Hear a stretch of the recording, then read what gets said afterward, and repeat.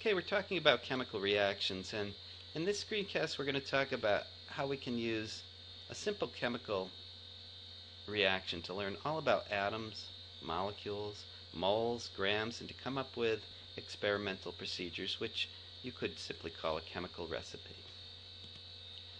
We'll learn how that simple experiment shows us all sorts of stuff, and how we can use that to come up with all sorts of useful data, and most importantly, put it all together to create a nice chemical recipe where nothing is wasted. Remember, chemistry is the study of matter and its changes. This will help us understand how to affect those changes efficiently. This is Screencast 8.4.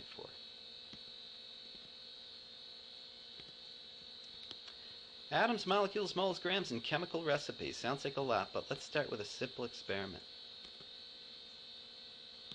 What's happening there? Give me a balanced chemical equation. This is the decomposition of magnesium sulfide. Here's our results. Imagine if we started with 56 grams.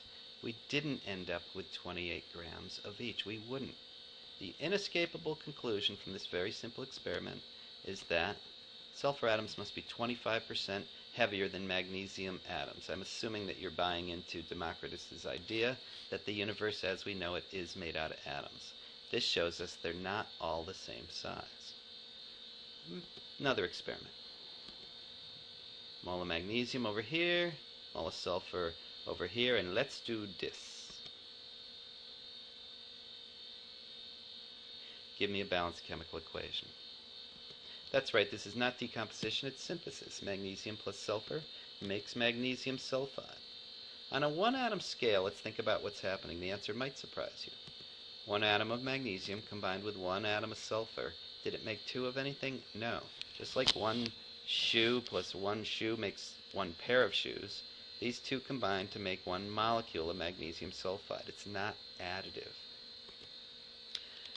24 grams is what we'd use on a mole scale. What would you mix it with? Not 24 grams of sulfur. That would give you too few sulfur atoms. You need 32 grams of sulfur because each one weighs 25% more. This gives you an atom-to-atom combination and makes 56 grams or 1 mole of magnesium sulfide, right? 1 mole of magnesium will combine with 1 mole of sulfur.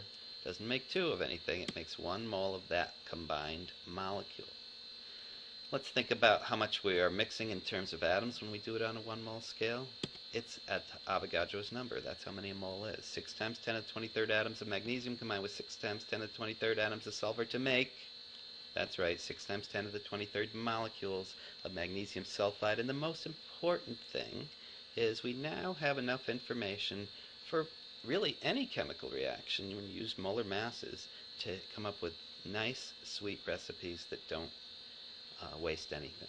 In other words, to do this on a 1 mole scale, all you got to do is mix 24 grams of magnesium with 32 grams of sulfur, and that should make 56 grams of magnesium sulfide. I should point out that the particular details of the experiment are going to vary from each atom to each atom, each molecule to each molecule, and for every chemical reaction because some are more reactive than others. This one in particular might require sort of geological forces in order to pull that off.